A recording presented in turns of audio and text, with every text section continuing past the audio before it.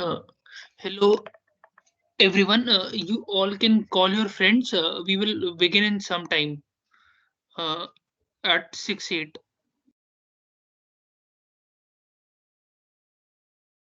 Hello, sir, is it fine to you?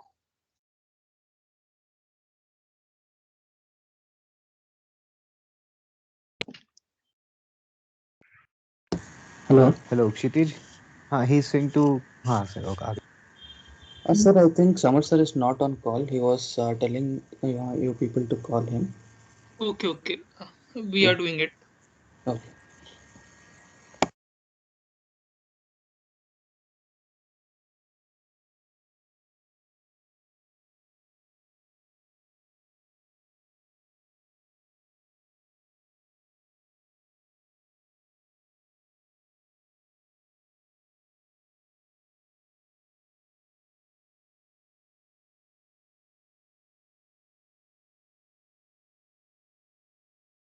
Hello, can you hear me?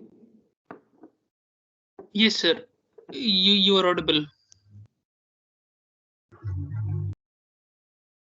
Can you hear me? Hello? Hello.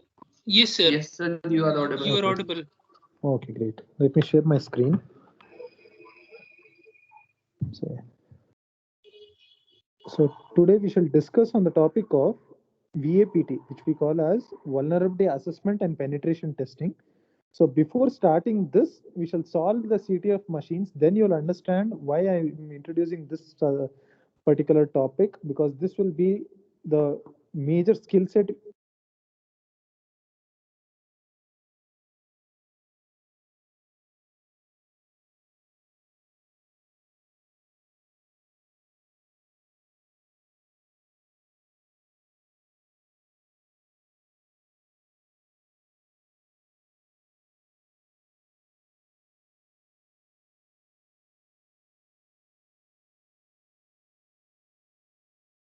You are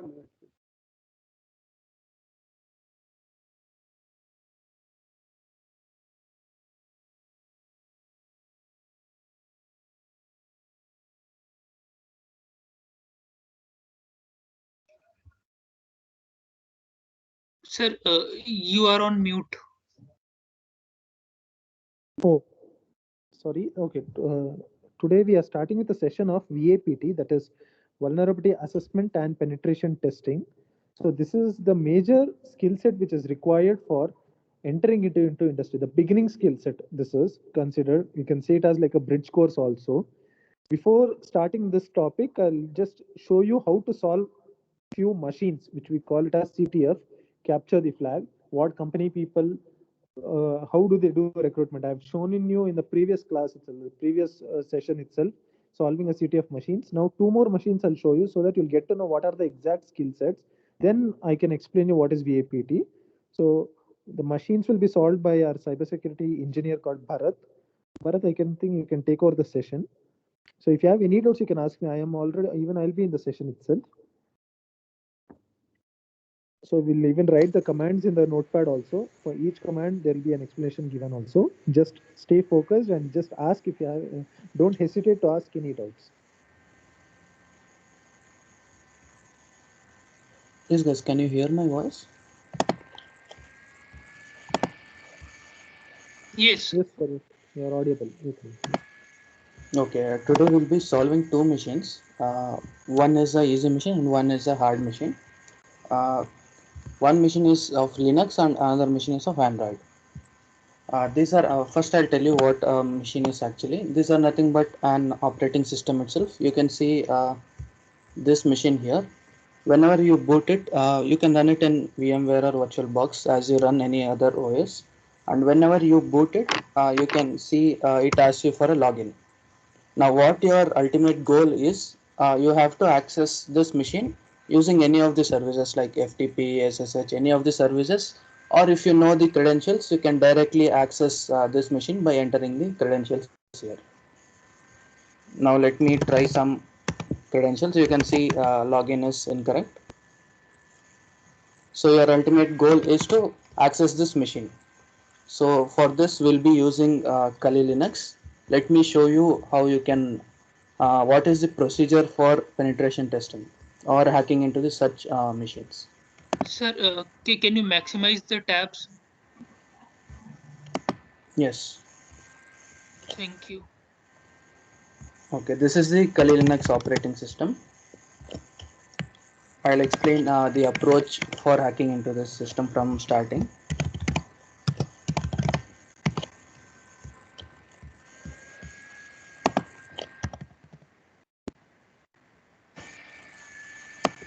Okay, this is the general approach. First, the first thing that you will be needing is the IP address of the machine that you want to hack. This phase is called as information gathering. In this phase, what will happen is we find out the IP address of the particular machine you want to hack, because every service or everything that you want to access will be through the IP address of that particular machine. That is the first phase. And second phase, once you have the IP address, you will be scanning the machine. In scanning, what I mean is you will be finding all the services that are running in that particular machine, and based on these services, if they are vulnerable, you can hack into it. What these machines do is actually they are intentionally made vulnerable machines so that they can be hacked, but they test how you can hack it or the way that you use for hacking it.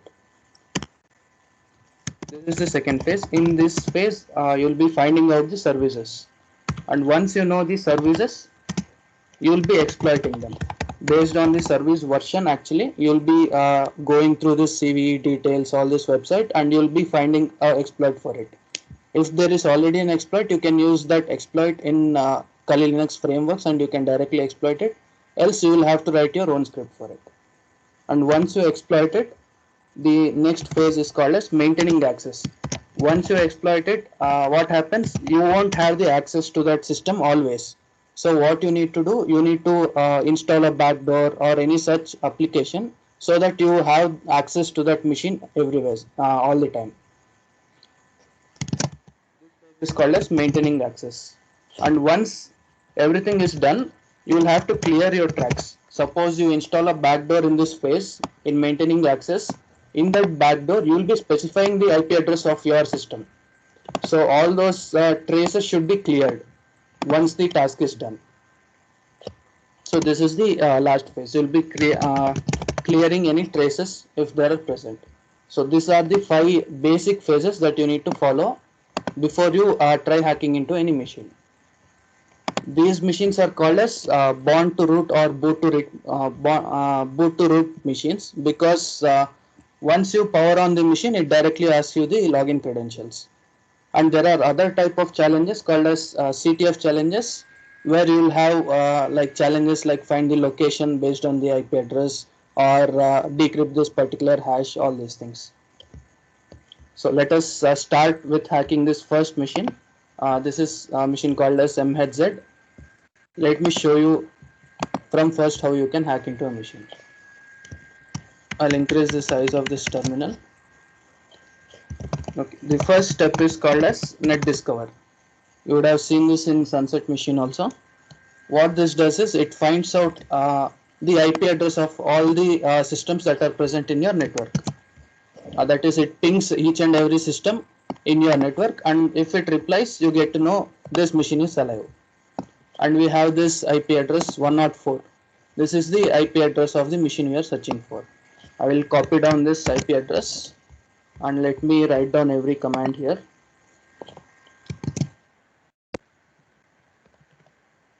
This was the first command. Net discover is for finding the IP addresses within your network. Once you find out this IP address, as you remember, the second stage is scanning the machine. For scanning the machine, we use this tool called as Nmap. Nmap is a script. What it does is it pings each and every port and finds out if that particular service is available. And let me use this IP address. -A option is for aggressive scan. What this does is it checks each and every port, each and every possible service. This will take some time. Let us wait for it.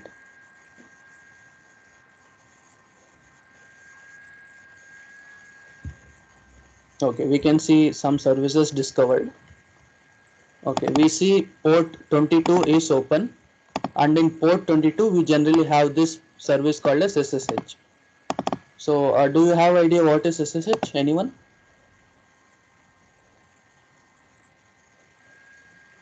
You can unmute or you can message in the chat.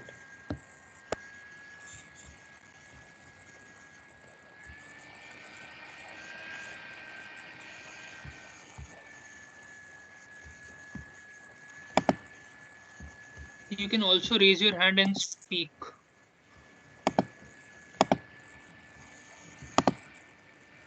It's a shell. It's a shell, basically, superscript shell, something like that. Yeah. Sorry. Yes, you get the remote shell access of that particular machine using this particular tool called as SSH. It is basically remote shell access, and this will be accessible only if SSH is turned on in that particular machine. And yeah, for SSH again you will be having credentials. We don't know the credentials. Let us try how we can break those credentials now.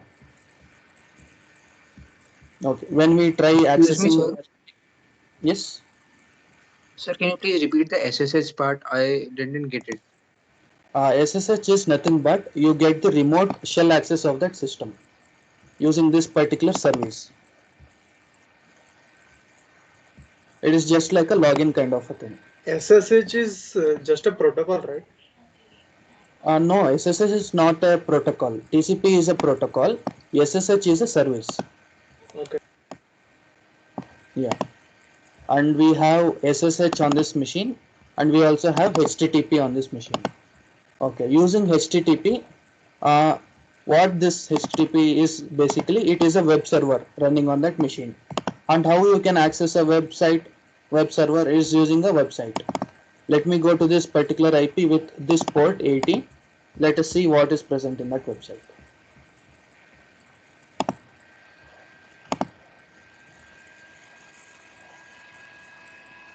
The default port will generally be 80, so no need to explicitly mention it.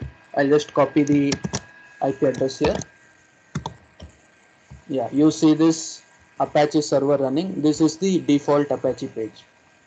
Now you don't have any other information apart from this. Let us check Nmap results again.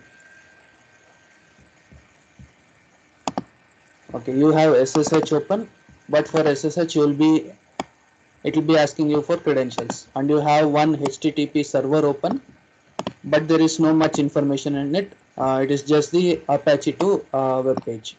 And any other services? No, there are only two services open in this machine. Now in this case, what can you do? What are the options you can hack into that system? Any idea, anyone? What you are generally doing is you are grabbing as much as information possible from the system so that you can get the SSH access to the system. I had a doubt. उसमें जो Yes. RSA लिखा है वो RSA की है? Where is it? Yeah, RSA key. Yeah, this is the RSA key. But when you try to log in, it will ask you the credentials. Let me show you. The command for logging using SSH is SSH space the username. We don't know the username and password also here. Let me try username as the machine name itself. It is MZ C1F at the IP address.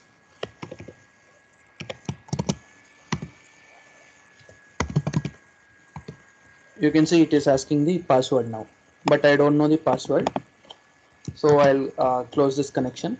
Now let us explore more on this HTTP part, because there is a web server running in this machine. There is no use from SSH. We need the credentials. We can grab more information from this particular service. Okay, now we don't know what is there in this particular web server. So for that, there is a tool called as Directory Buster, DIRB. What this does is it uses a word list. A word list is nothing but a group of words like carriers, all these things, all the navigation items. What this does is it checks all these words against this website. if any particular word is like what you say word is existing, it gives a reply to the directory buster.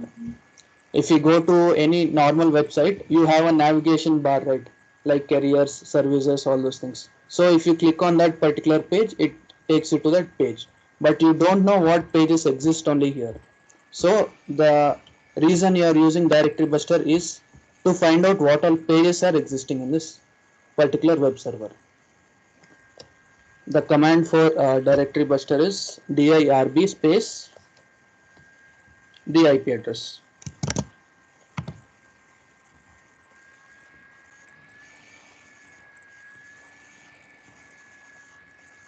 You will have to give HTTPS here.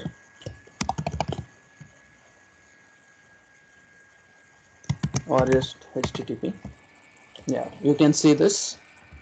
This is the word list it is using, and it scanned for it scanned this and it gave me two results. There is one index.html, that is this page itself. Whenever you enter this IP address, the first page that you see is called as the index.html. That is this page. So it didn't give me any results here also. We can search for particular files using directory buster. Let me see how we can search for files. The option is -6. For searching for a particular format, you need to mention or specify this particular option called as -6. Once I give this, let me search for .txt files and .php files, all these things. Let me search for .txt files now. Yeah, you can immediately see it discovered one file with notes.txt. Now let me go back to the web server and search if this particular thing is there. Notes.txt. Yes, I can see two lines here. One, I should finish my second lab, and two, I should delete the remb.txt file and remb2.txt file. Okay. Now he is giving us a clue that there are two files, remb.txt and remb2.txt. Now let us search if these files are present here itself. I'll clear this notes.txt and enter remb.txt. Okay, I see something here. This could be interesting, and let me search the other thing also, remb2.txt. Okay, this file is not there. Now I'll go back. You don't have this remb2.txt, but remember this name, you'll find it later.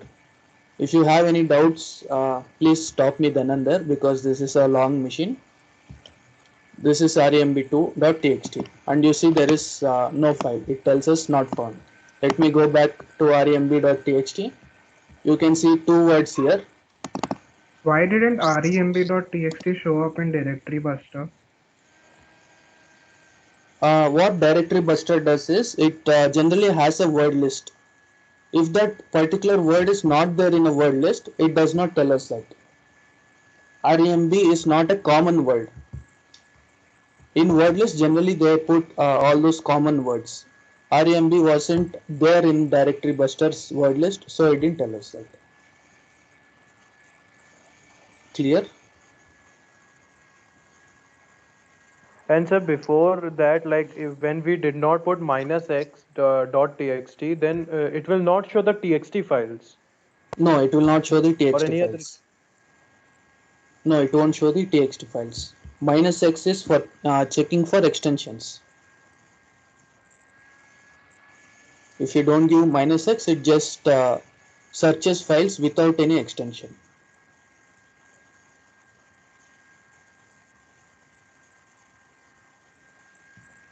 Okay, sir. I hope it was clear. Yeah. Now you have this particular line here. Generally in hacking language, if you see this one word colon another word, these are a set of credentials. The first word is the username and the second word is the password. I hope it is clear. Now this could be the credentials of SSH. Let us use this information and log into SSH.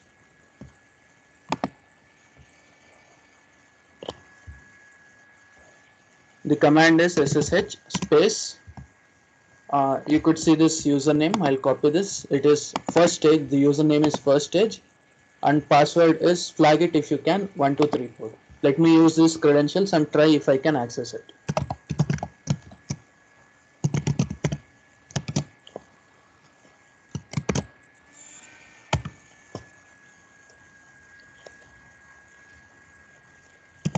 I'm entering the password. It won't be visible to you.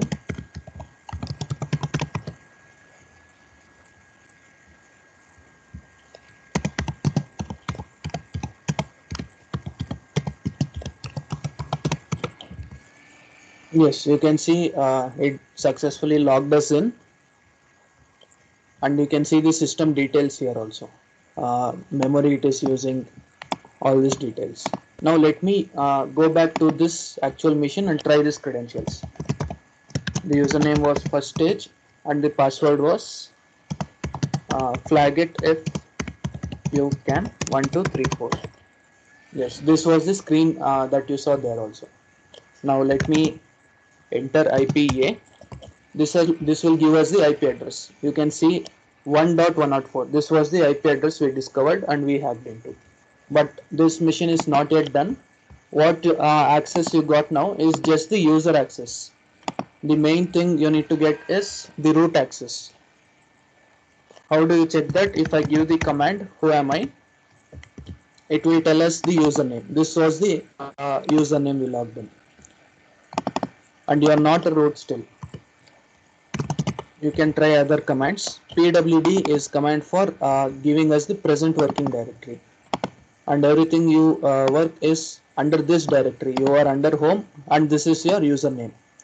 Now how do I get the root access? The command for getting root access is su space root. It asks me the password. I don't know the password. I'll try the password that I have and type enter. You can see authentication failure, which means this is not the password for the root account. There may be some other password set for the root account. Now how do I find that password? Again, explore all the things, what all files are there in this system. Something could be useful for us. Now as you saw, there was you were in this directory home/first stage. Let me go one directory up. You can give this command cd space dot dot for it, and if you give pwd, you are within the home folder. Let me give ls. There is another folder or another user with this name. This could be the root user. Let me try entering to that user. Yeah, cd space. Cd is nothing but change directory. You are just going to this directory. Now let me give ls. There is one folder called as paintings. Let me go to that folder.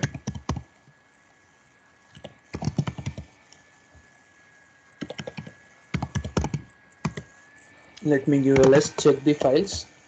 Okay, there are 4 files here, 4 images. Okay, so these images could have some data that could be important. But how can I download these images or how can I view these images? Any idea, anyone? There are 4 images in this system which I am accessing over SSH.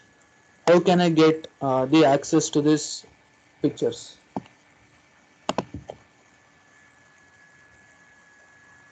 Anyone? Any idea? Any command is there for that, or? Yeah, it is a command. How can I view these pictures? One thing we can do, we had the access to the web server, तो हम web पे डाल सकते हैं. Yeah, let me try. These details are actually within the system data, not within the web server. You can try that also. It was within the paintings folder. You need the path here, right? You can see this folder isn't present in the web server. This is actually the system data, not within the web server. I was saying like इसका भी एक HTML code होगा यहाँ पे कहीं. उसको edit करके image वहां डाल दे तो? Actually, the web server data will be present in the root directory. The directory for it is, Okay. let me type that directory. This is the directory /var www/html. This is where all the web server data will be present in Linux systems. And to go to this / this is root. To go here, I need the password. Now I am within this home / the first stage. I am here. I need to go to / this is root. Once I go here, I can go to var www.html. These are the files. This is the path where the web server files will be present. So any idea how we can get these images? Because there was nothing else useful for us, we need to somehow get these images. How can we get these images?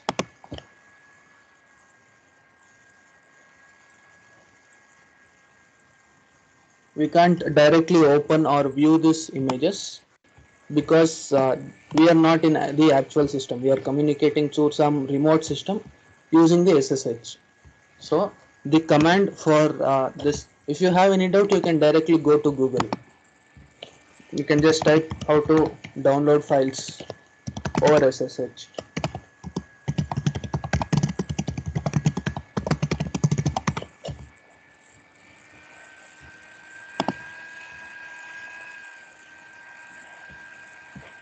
Yeah, you can see, I think in the first result itself, SCP is the command. SCP is the tool. Whenever you're solving any machine, you can you won't be knowing everything. You just go to the Google or any search engine. You just type whatever you want. You just get the command. SCP is the tool. SCP is nothing but secure copy. SCP is the tool that you will be using to download these images over the SSH connection. Because you are accessing that machine over SSH, you cannot directly download or view these images. Okay, let me give this command. SCP, you can also check the usage there, how to use that particular tool. The command is SCP space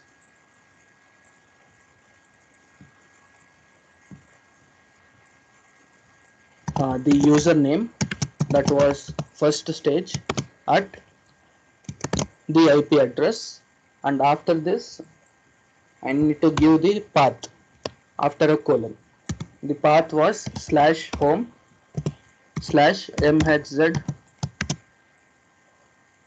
c1f / it was within the paintings folder. Under this folder I need everything. There are 4 images here. For selecting everything, I'll just give star. And after selecting where I want to download this, I want to download to my machine in the current path I am working on. So you need to give a dot here. Dot indicates the current path. Once I give this, enter, it asks me for verification and it asks me for a password.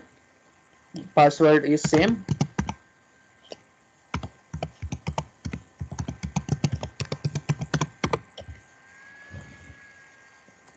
Okay, it is telling permission. Let me try it again.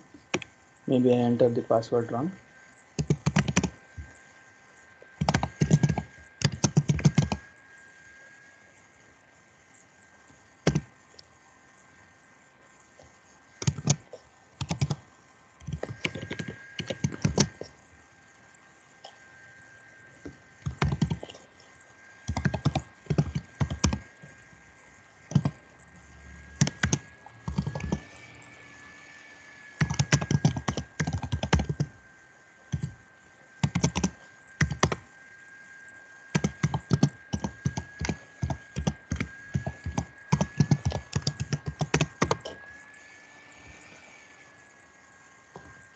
Okay, I entered the spelling wrong. Just a second.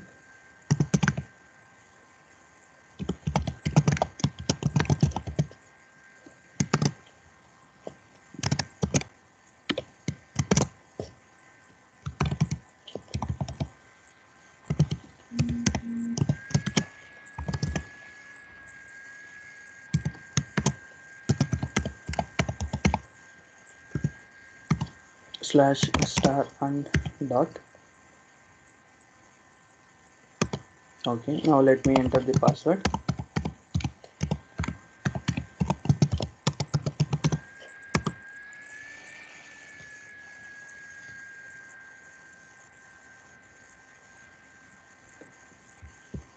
Okay, I'm doing some mistake here. If I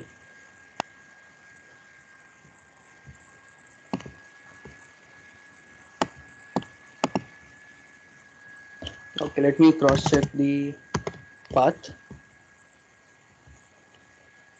Okay, it is PAINTINGS paintings and MHZC1F. Sir, it is capital P. I think you should type capital P. Okay, let me try it one last time. First stage at the IP address :/home /MHZ underscore C1F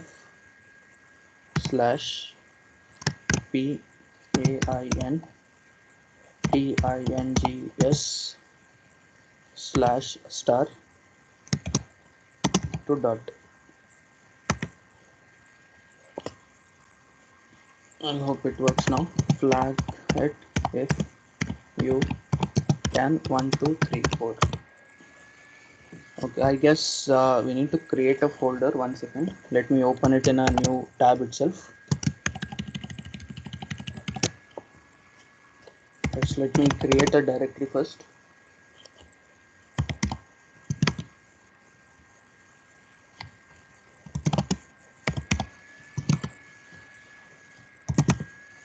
Okay, I am in a new folder now. Let me try it here.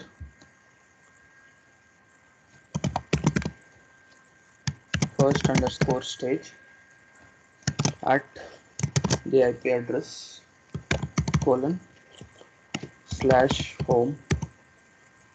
/MHZ underscore C1F /paintings /star to dot. Let me enter the password.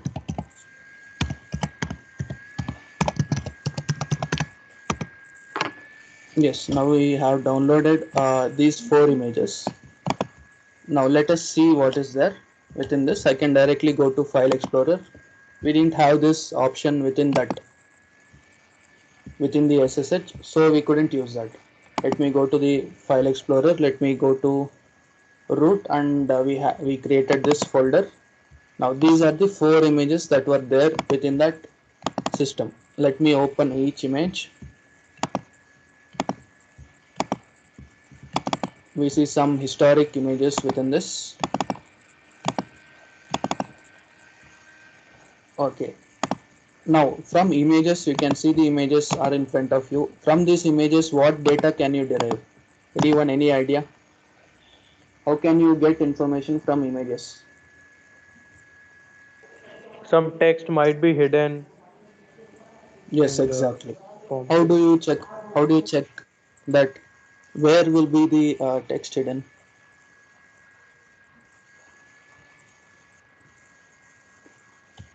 Okay, let Sir, us. I don't know exactly, but like I Hmm. think there is some place where we put the image and the image is scanned for every RGB colors and for every variation so that we can get the, I don't know exactly. Yes, I that think is this. the exact concept. It is called as steganography. You can even check the metadata. Sometimes even in the metadata of this images, some text will be hidden. The concept that you said is called as steganography. You can just Google it here. What steganography means is each image has something called as pixels, right? Each image is made up of pixels. When you zoom in, each image will be made up of pixels, and there will be some thousands and lakhs of pixels in one image. And each pixel will be having a color coding, that is your hex code. That is #000000, 6 digits. What happens is, if the last 2 digits of that particular code is changed, there will not be much significant change in the color. So what they do in steganography, the last 2 bits of your hex code will be replaced with the data that you give. And when you want to extract this data from each pixel, you just grab the last 2 bits that will be present in that pixel code, hex code. This is the concept of steganography. Now, how do you check if a particular image is steganographed? We can check that using a command called as steghide. Steghide is the command that you can use for checking if a particular image is steganographed. Now let me go to each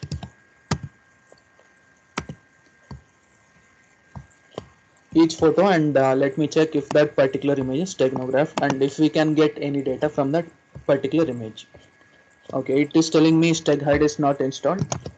We can install it using apt-get install steghide.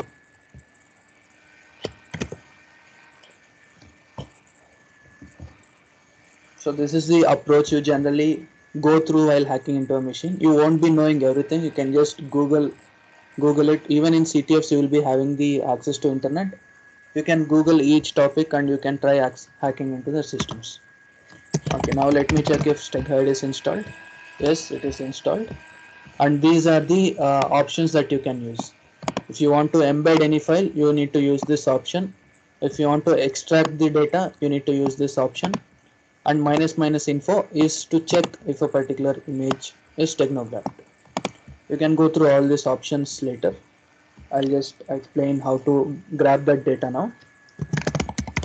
I'll give steghide info space this image. It will tell you try to get information about embedded data. I'll give yes. It tells could not extract any thing. And this also could sometimes have a passphrase set. You can even set password for us. Let me try it for the next image now. I think the next image was it's starting from Frank. Let me check this. I'll give yes. I don't know the password. That could not be any password. It tells me could not extract. Let me check it for the next image also.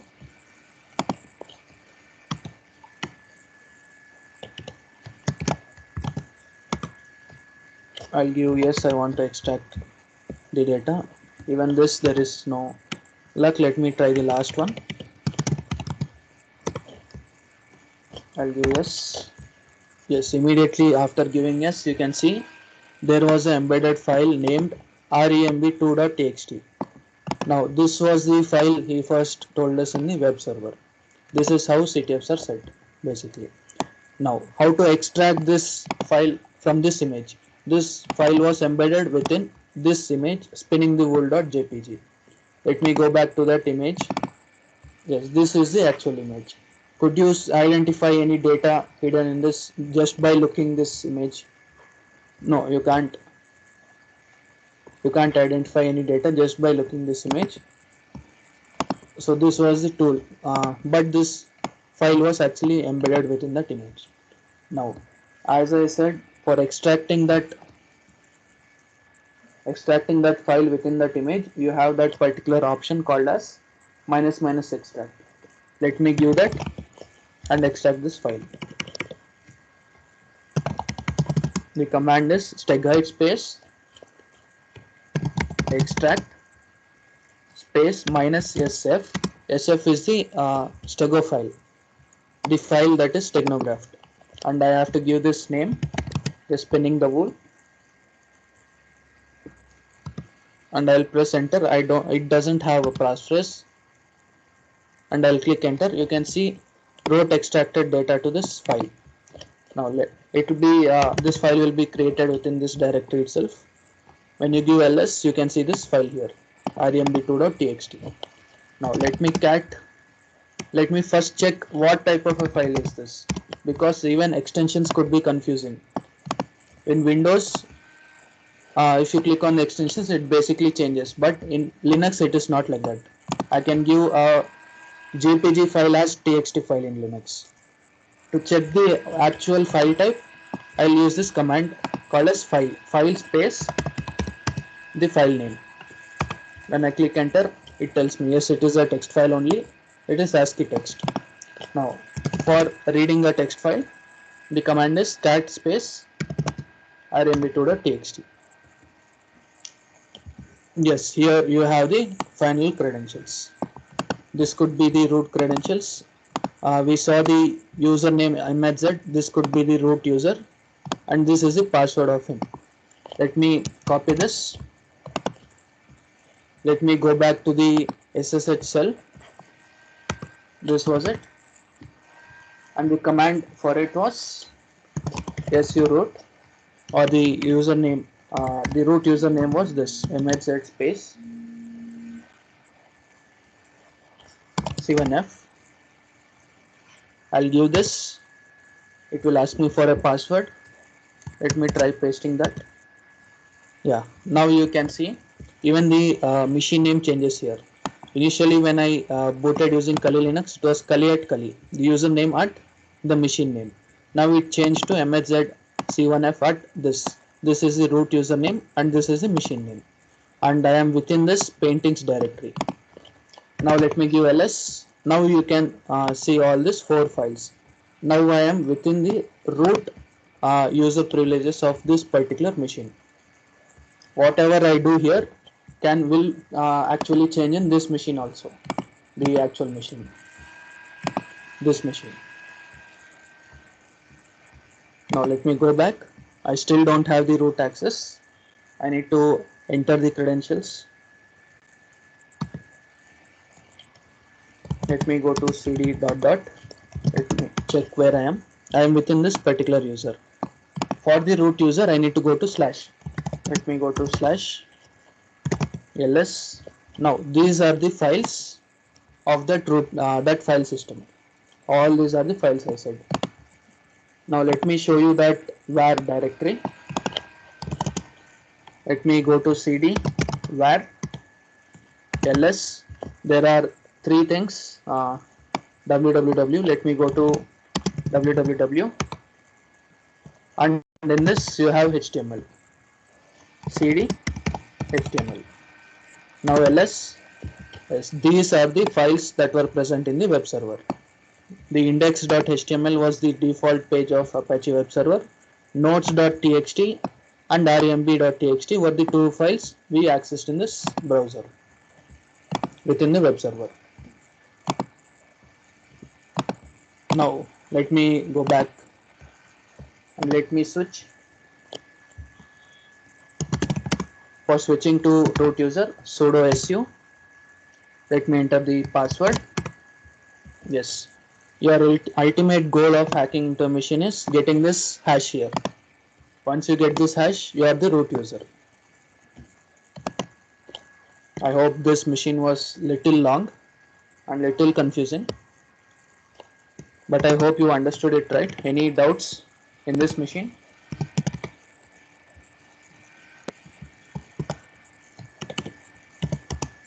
Sir, what does SU mean? SU is super user. Okay. SU do is super user do. For doing anything as a super user, you need to give it as sudo sudo. Okay. So Now now we like have we have the root access, so we can change the extension or even the text in the files and the data also, like. yes. Once you get the root access, you can do anything. The complete machine belongs to you. Okay, sir. Yes. We have got the root access. The final thing is gaining the flags. These are intentionally vulnerable machines. They will generally be having flags, one in the user account and one in the root account. Let us check for any flags. Let me go back to root directory. When I give ls, it doesn't show me any flag. They made this intentionally like that. If you give -la, you would have studied -a is for hidden files. You will see one .root.txt. Anything starting with dot in Linux will be as a hidden file. root.txt is the file we were looking for. This is the flag actually. Let me give cat dot root.txt. This is the final thing that you will be needing.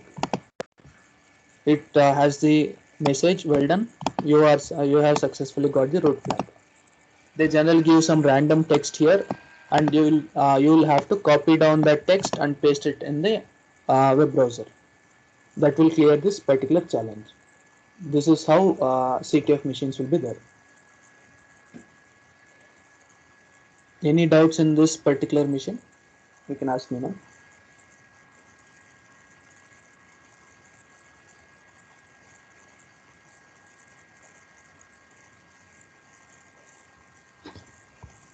This machine was a little complicated. The next machine is an easy machine, and it will also tell you how easily Android phones can be hacked, provided you are routing them. If you don't have any doubts in this machine, let me go to the next machine. Any doubts in this machine?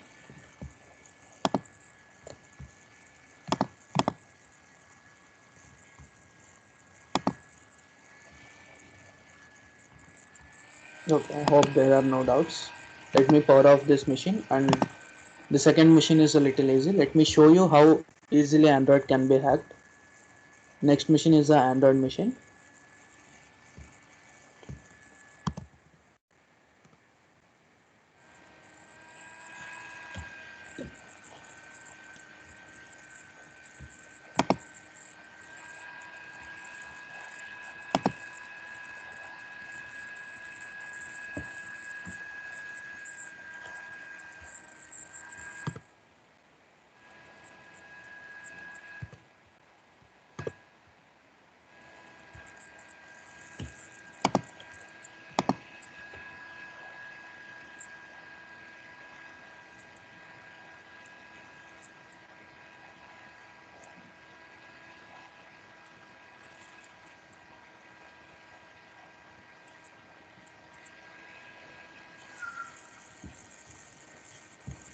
Okay, you can see this machine is booting up.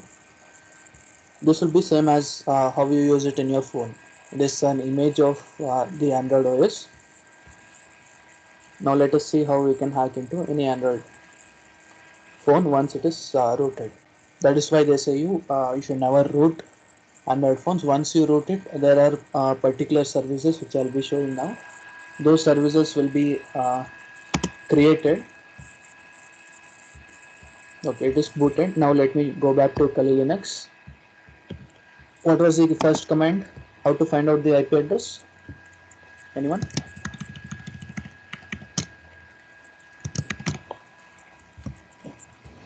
Net discover. Yes, net discover. Let me use this command. This will give me the list of IP addresses. Yes, I got 101 was my IP address, and 105 is the IP address of that Android machine. Let me copy this. For scanning the services, I'll use Nmap.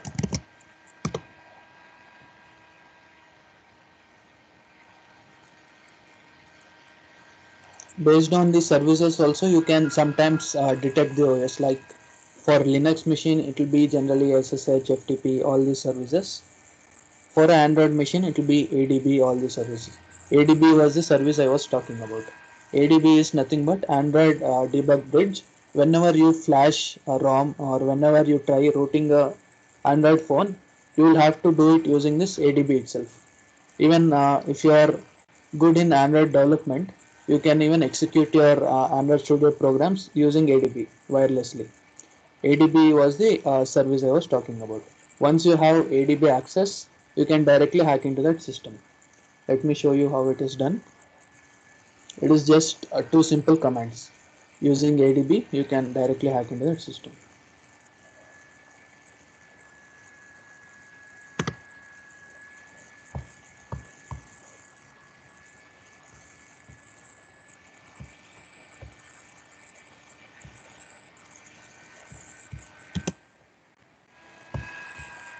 Okay, map is taking time. Let us wait for some time.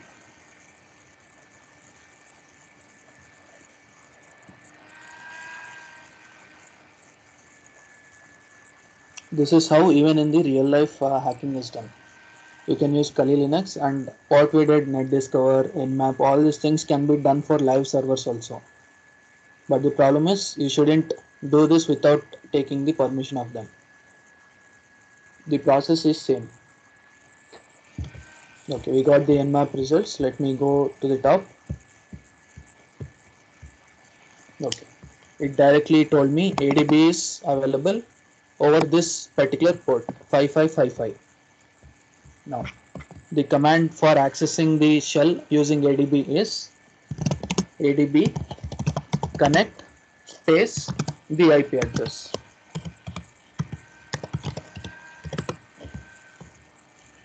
Okay, ADB is not installed. Let me install it. Apt-get install ADB.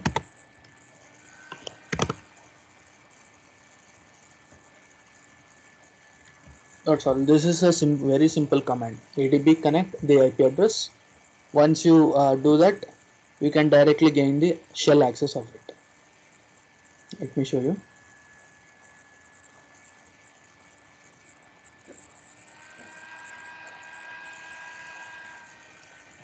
Okay, let me check. Yeah, ADB is installed. ADB space connect. This is the IP address. Yes, I think, yeah, daemon started successfully. Once this is done, you just need to give ADB shell.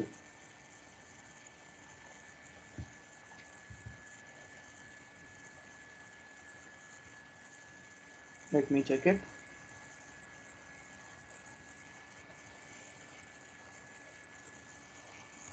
No, this is not done. Let me check it again. You will have to specify the port here, because 5555 is not the default port. Someone has manually set this, so we need to specify the port number also. Yeah, now it is connected. You can see this message. It is connected, and directly give ADB shell. This will directly give you the shell access. Now your dollar indicates you are a normal user there. Let me switch to super user. That is the root access.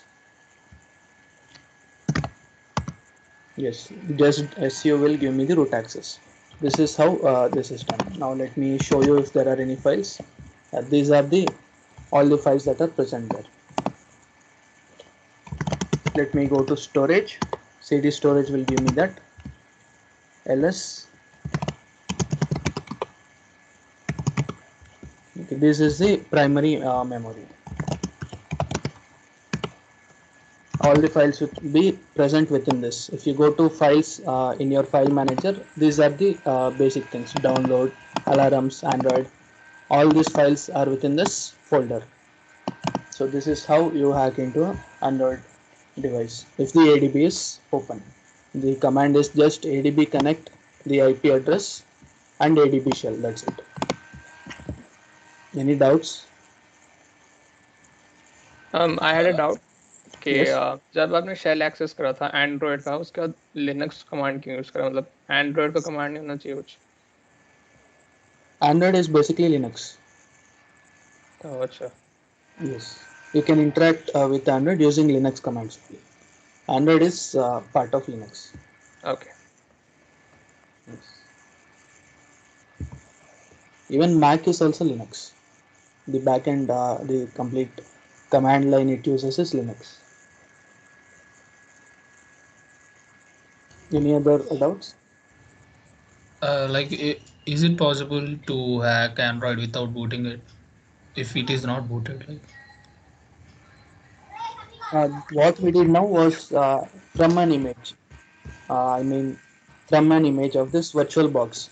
For directly using while you are using an Android phone to hack it, it is little difficult because the okay. IP address won't be assigned to it. It will be a public IP address. You need to, if you are using Android phone directly, in that way, in that manner, you will have to hack it using backdoors and all these concepts.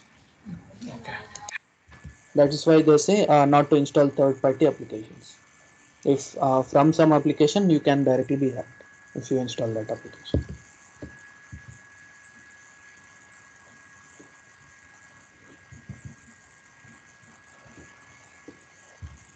Okay, let us go back to the PPT.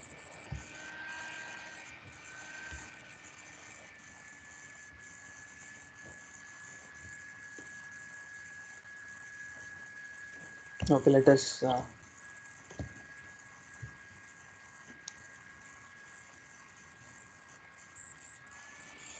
me contact Samar sir once this is done.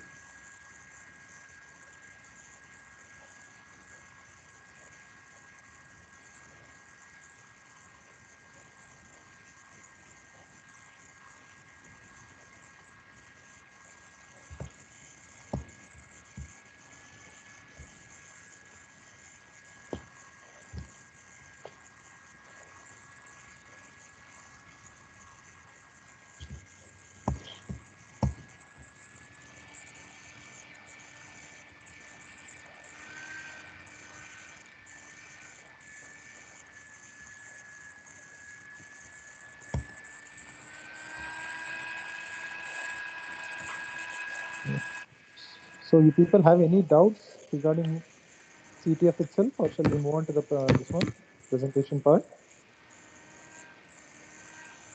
If you have any doubts, you can just raise your hands or unmute yourself or even drop it in the comment section.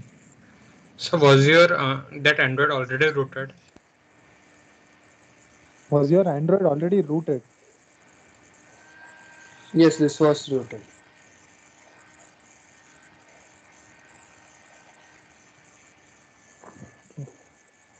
So shall we move on to the VAPT part, or do you want this one? Do you have any more doubts regarding CTF? Sir, my mobile is not rooted. So if I attach my mobile and run same command, will be the same scenario?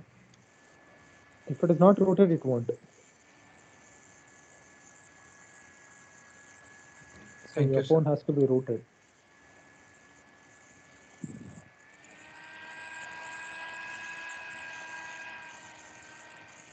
Or where can we do such CTF machines? You can that's what take up our courses. We have CTF machines in it. You can practice there. Okay.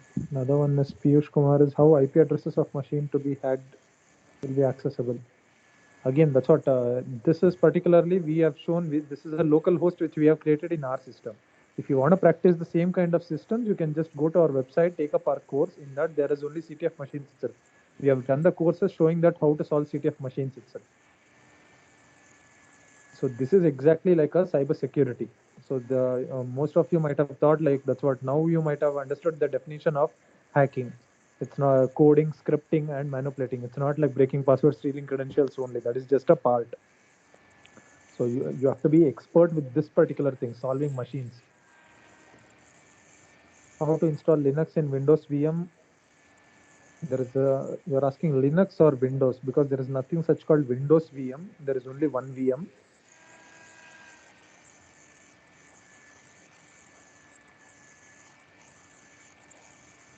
Any more other doubts?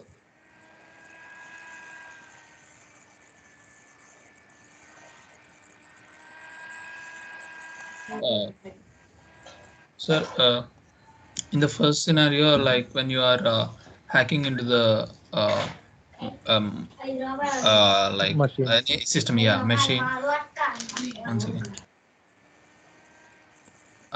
you found out the address of a IP address of a connection, right, within our network. When you typed it in the web browser, it showed an Apache web page. That is what that is a local host which we have done it in our system. Our this one within our in-house. We have not made it online, so you can't access it now. Okay. If you want to access it and if you want to practice, you have to take up our courses. There we have made it online with such machines. Yeah, I think we can start with our PPT. Let me share my screen. So now the same process itself, when you go into industry, it is known as VAPT. VAPT means vulnerability assessment and penetration testing. So which means to say you have to first find out vulnerability and then do penetration testing. That is, you have to try to exploit it. So usually hacking is of 4 stages. like we call even it as a metasploit itself. First stage is known as vulnerability assessment, which means first you have to find out the list of vulnerabilities. For example, uh, take it as a human will have vulnerability of name, fame, or money. So if he has a vulnerability of money, saying that a person has a vulnerability of money, he can do anything for money. So you should prepare an exploit saying that for money. For example, you can make an exploit saying that for 20,000 rupees, if you tell, he will do anything. That is his vulnerability. Similarly, every software also will have such vulnerabilities. You have to find out vulnerabilities. As per the vulnerability, you have to create an exploit. You have to write your own code. Then only it will work. So this is how the process goes. For vulnerability assessment, you need to do so many processes. That is fingerprinting, network probing, configuration checks, port scanning. These are all the skill set which you need to have it out. For if it is for web application, then you have to see injection, cross-site scripting, session management. So these are all involved in this PH course, that is professional ethical hacking course. So the same concept applies for all the technologies. It may be AI, ML, IoT, or anything. So is my screen visible? Yes, sir. Yes, sir. Great. Yes. So if it is for infrastructure assessment, these are the things. So I'll be sharing you the PPT. You can go through what each and everything is. So you need to have a hands-on experience on all these things. Then you'll get to know the concept much more with a much more clarity. So you can move to the next slide. So these are all the standards. What do you mean by standards? Again, here is it's all like standard checklist. So these people have certain vulnerabilities. So you have to check all these vulnerabilities. For example, a doctor will do certain tests. For example, like temperature test, for example, blood test and all. How does he do? Because he has one standards which is being given by the medical council. Similarly, these are all such global bodies. One is SANS, one is OSSTM, one is OWASP, and one more is manual and customized. So first you need to do with the standard global checklist, that is from SANS, from OSSTM and OWASP. If you do this, then that's more than sufficient. It will find out all the standard vulnerabilities. This is what company people do. So how do you do the approaches? Again, it will go on stages like information gathering, reconnaissance. First, you should find out what is the information. For example, if you are killing a person, what will you do first? First, you will find out he or she, whether at what time she gets up, at what time she moves, at what time she eats, at what time she travels, at what time she uses mobile, at what time he or she, whatever. All those information gathering. Similarly, website also.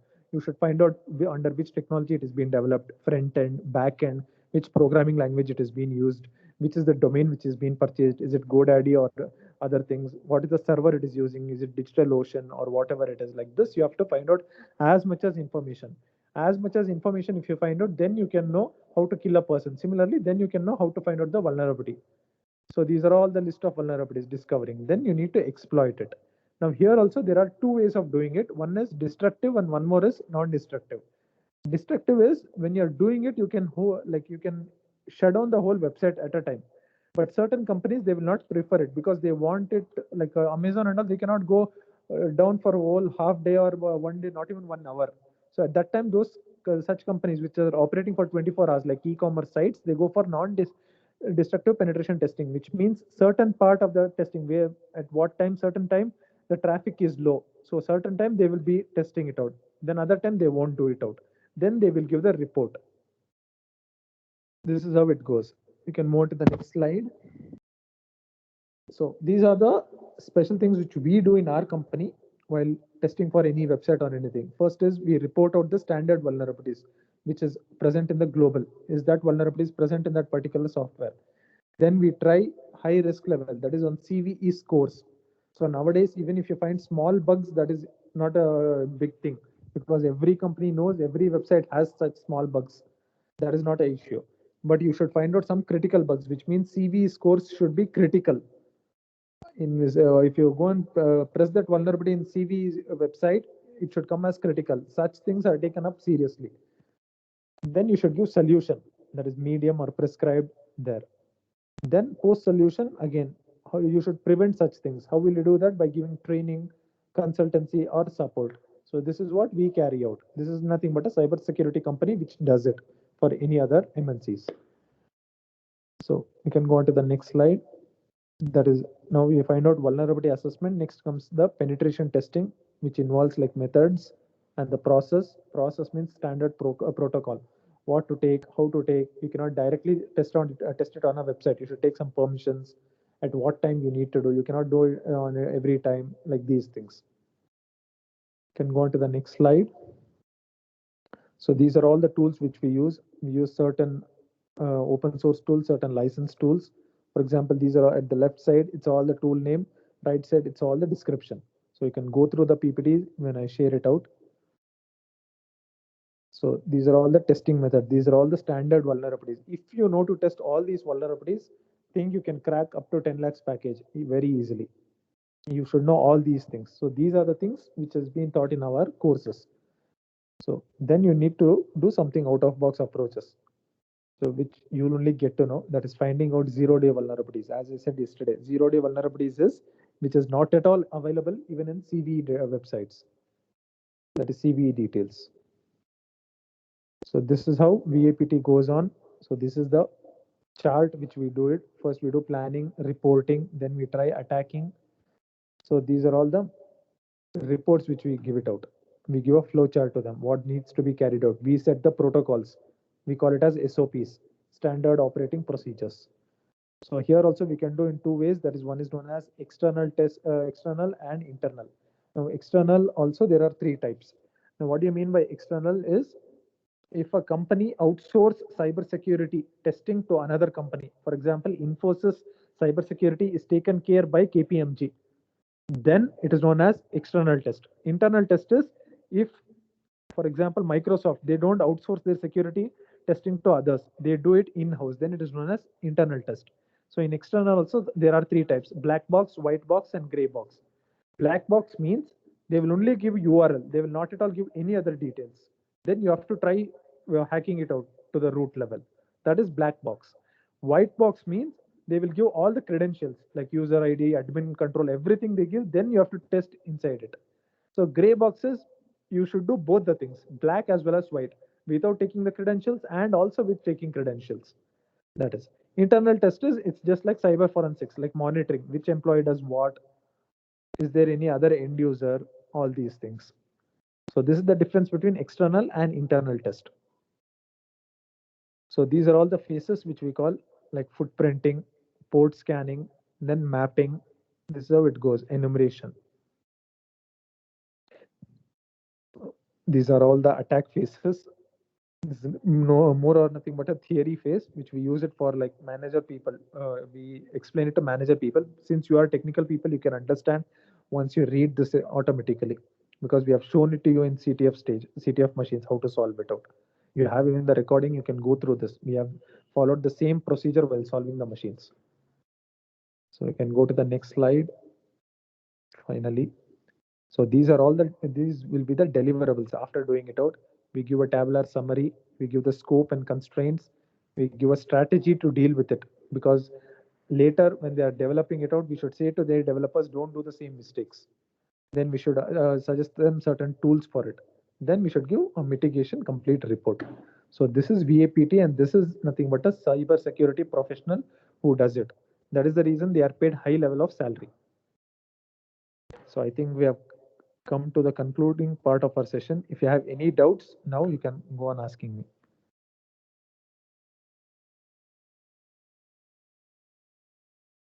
Do we will get the free? Do we will get the courses online, or we have been teach these courses in the electives or something like that?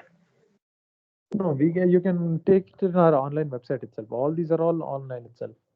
If you have to, there is one course offline like IoT, because it requires hardware, IoT hacking, because like we go into firmware hacking and all. So that is only offline. Rest all is online.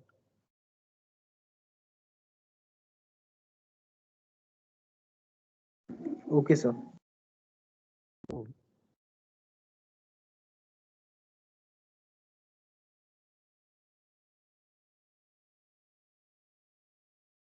So any other doubts you can ask me, or else we can wind up our session. And so we still don't have the good command on the coding or something, coding or languages.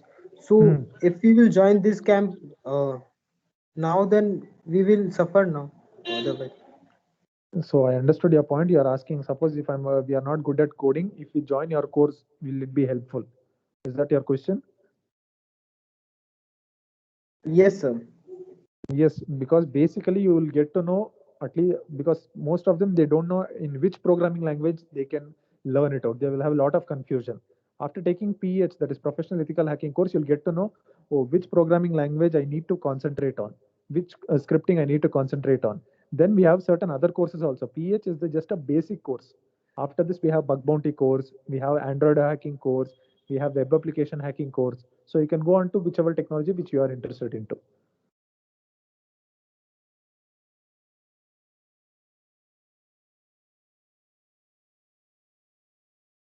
Any other messages? You can just drop it in the comment section, or else you can unmute yourself and ask.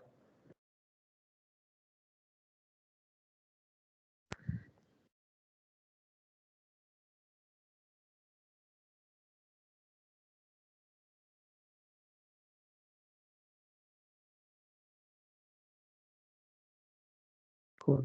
Is there any other doubts? Sai is asking, sir, can we get the all users from any website, like getting the all usernames, encrypted password, IDs, data from any website, etc.? Depends again which technology they have used, and it's not that it's not so easy to get everything from every website. That's the reason. If you write your own, if you're good at scripting, then you can do it out. But definitely it is possible. Right. Lalit is asking, shall we start from the form foundation course? Foundation Sorry, course shall we is meant start for from actually, foundation course? yeah, foundation course is actually meant for school kids. Actually, we have not because since you're engineers, you people know almost the basics. A foundation course involves like what is a computer, what exactly it is, everything.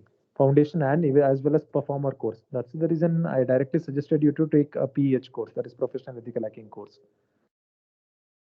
Okay, so PEH course is what sir is recommending.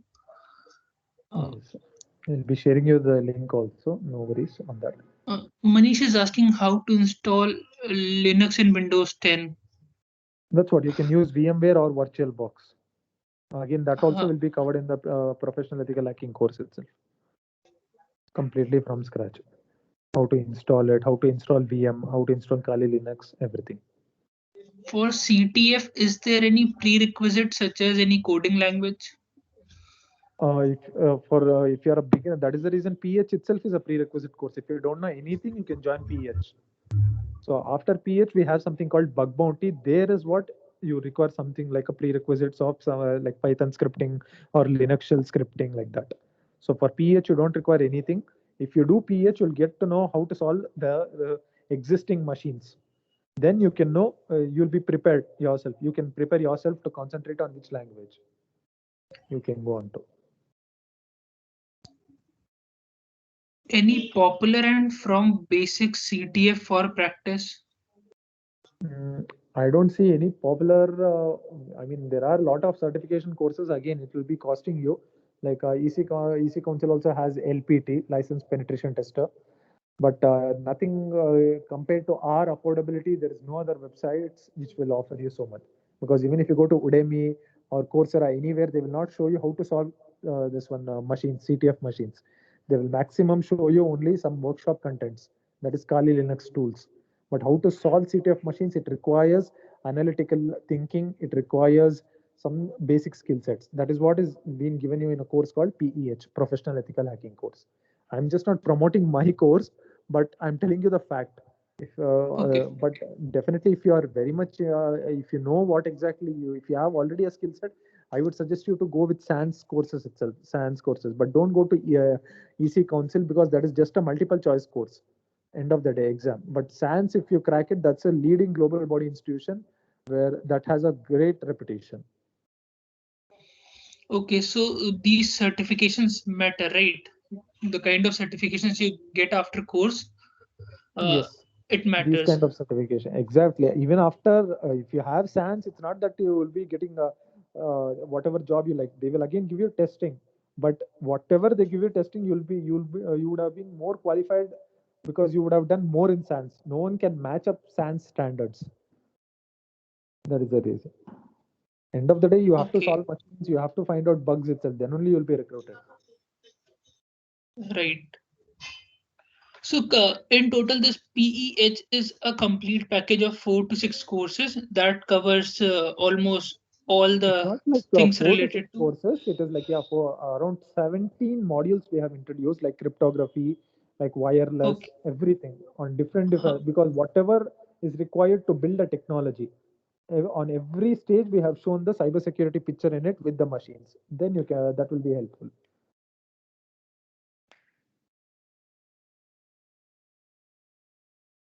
Any more doubt, guys? I don't think so. There is any other doubt. So I'm just sharing the link of a form for feedback.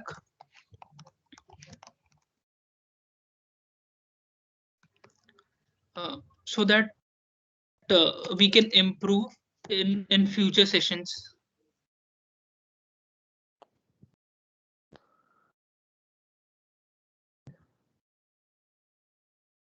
I hope then we can conclude the session. Yeah. So